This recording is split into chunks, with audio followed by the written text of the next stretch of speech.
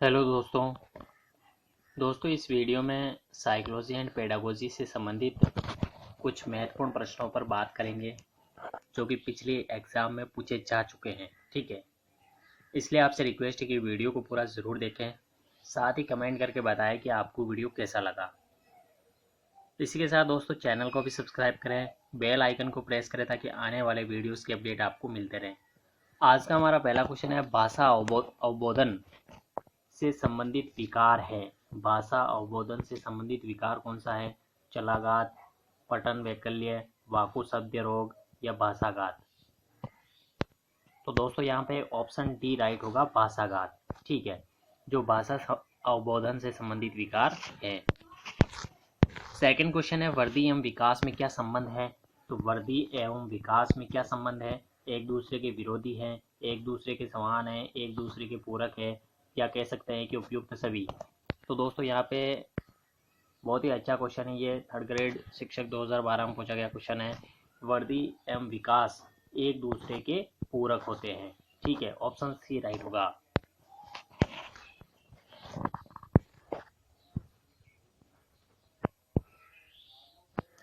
Third question है, ये तथ्य कि बच्चों को सांस्कृतिक रूप से प्रासंगिक ज्ञान की आवश्यकता होती है निम्नलिखित में से किस व्यक्ति से संबंधित है? तो दोस्तों बच्चों को सांस्कृतिक रूप से प्रासंगिक ज्ञान की आवश्यकता होती है, ये लेव वाइगोत्स्की से संबंधित है।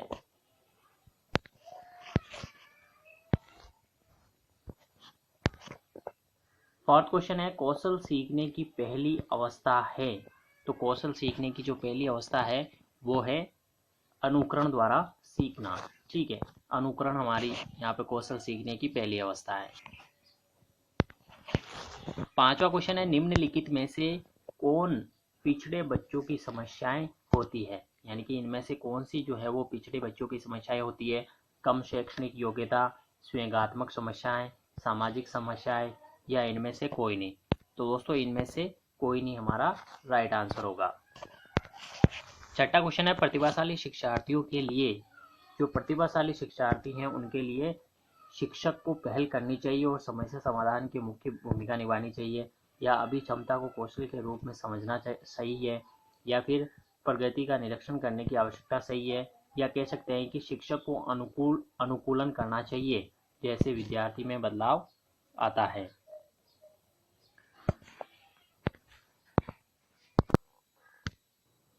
दोस्तों यहाँ पे ऑप्शन डी राइट होगा, प्रतिभाशाली शिक्षार्थियों के लिए शिक्षक को अनुकूलन करना चाहिए जिससे विद्यार्थी में बदलाव आता है।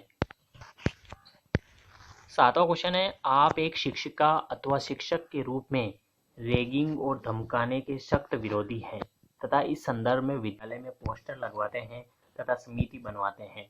आपसे जुड़ने वाले किशोर जो इस विचार के दृढ़ विश्वासी हैं वो निम्नलिखित में से किस स्तर पर होंगे? सामाजिक व्यवस्था बनाए रखने वाला स्तर, पारंपरिक स्तर, पूर्व पारंपरिक स्तर, या उत्तर पारंपरिक स्तर। तो दोस्तों ध्यान रखें, आप जो है वो रैगिंग और धमकाने के सख्त विरोधी हैं तथा इस संदर्भ में विद्यालय में पोस्टर लगवाते हैं तथा समिति बनवाते हैं। आपसे जुड़ने वाले किशोर जो इस विचार के दृढ़ विश्वासी हैं वो उत्तर पारंपरिक स्तर पर होंगे। ऑप्शन डी राइट होगा दोस्तों। आठवां क्वेश्चन है, एक बालक असंभव प्रतीत होने वाली कल्पना करता है, ये संकेत है उसकी सृजनशीलता का। ठीक है,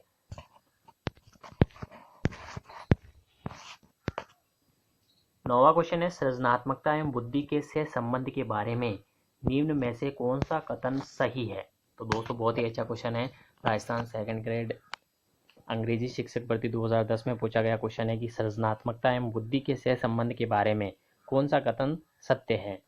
व्यक्ति जितना अधिक बुद्धिमान होता है उतना ही अधिक सृजनात्मकता होती है, तो ये गलत है। बुद्धि परीक्षणों द्वारा सृजनात्मकता का सही मापन हो सकता है, ये भी गलत है। सृजनात्मकता होने के लिए प्राय औसत से अधिक बुद्धि होनी चाहिए। तो दोस्तों ये राइट है हमारा। सृजनात्मकता एवं बुद्धि के से संबंध के बारे में जो सत्य कथन है वो है कि सृजनात्मकता होने के लिए प्राय औसत से अधिक बुद्धि होनी चाहिए। लास्ट ऑप्शन है कि बुद्धि परीक्षणों एवं सृजनात्मक परीक्षणों की विषय वस्तु में कोई अंतर नहीं होता, तो ये भी रॉन्ग है। तो ध्यान रखें यहाँ पे ऑप्शन सी राइट होगा। 10वां क्वेश्चन है, जो बुद्धि सिद्धांत बुद्धि में सम्मिलित मानसिक प्रक्रियाओं जैसे पराघटक और बुद्धि द्वारा लिए जा सकने वाले विविध रूपों जैसे सृजनात्मक बुद्धि को शामिल करता है वह है। तो दोस्तों वे बुद्धि का सिद्धांत बताना है जिसमें सम्मिलित मानसिक प्रक्रियाओं जैसे पराघटक और बुद्धि द्वारा लिए जा सकने वाले विविध रूपों सृजनात्मक बुद्धि को शामिल करता है, तो वो है थ्रस्टन की प्राथमिक मानसिक योग्यताएं। तो ऑप्शन ए राइट होगा यहाँ पे दोस्तों, थ्रस्टन की प्राथमिक मानसिक योग्यताएं। 11वां क्वेश्चन है, भाषा विकास का सिद्धांत नहीं है अनुबंधन का सिद्धांत, अनुकरण का सिद्धांत, अतिरिक्त शक्ति का सिद्धांत या परिपक्वता का सिद्धांत। दोस्तों यहाँ पे भाषा विकास के सिद्धांत में अनुबंधन का सिद्धांत, अनुकरण का सिद्धांत और परिपक्वता का सिद्धांत ये आते हैं। बाकी ऑप्शन सी राइट होगा यहाँ पे, अतिरिक्त शक्ति का सिद्धांत ये भाषा विकास का सिद्धांत नहीं है। नेक्स्ट क्वेश्चन है, निम्न में से कौन सा विकल्प उपलब्धि में व्यक्तिगत विभिन्नता का प्रतीक नहीं है। यानी कि इनमें से कौन सा विकल्प जो है वो उपलब्धि में व्यक्तिगत भिन्नता का प्रतीक नहीं है। पूर्व अनुभवों में विभिन्नता, रुचियों में विभिन्नता, पूर्व निर्देशन में विभिन्नता।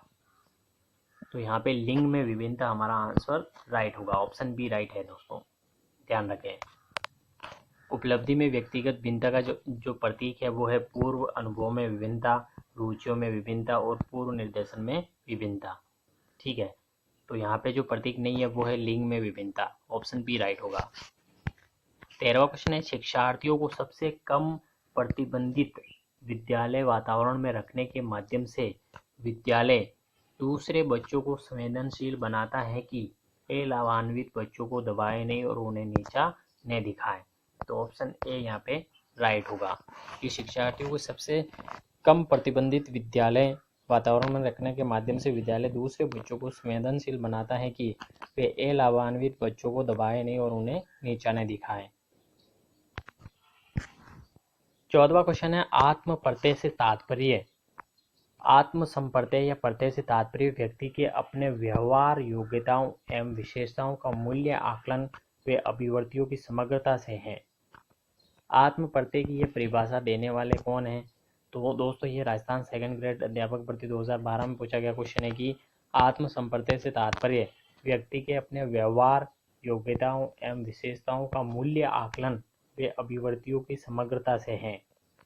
ये परिभाषा दी थी एनसाइक्लोपीडिया ऑफ साइकोलॉजी ने।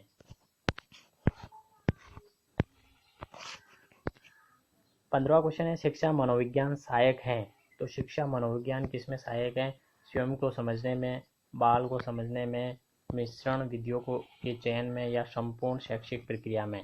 तो दोस्तों शिक्षा मनोविज्ञान जो है वो संपूर्ण शैक्षिक प्रक्रिया में सहायक है। तो ऑप्शन डी राइट होगा। 16वां क्वेश्चन है, विधायकता की मूल प्रवृत्ति किस अवस्था में विकसित होती है।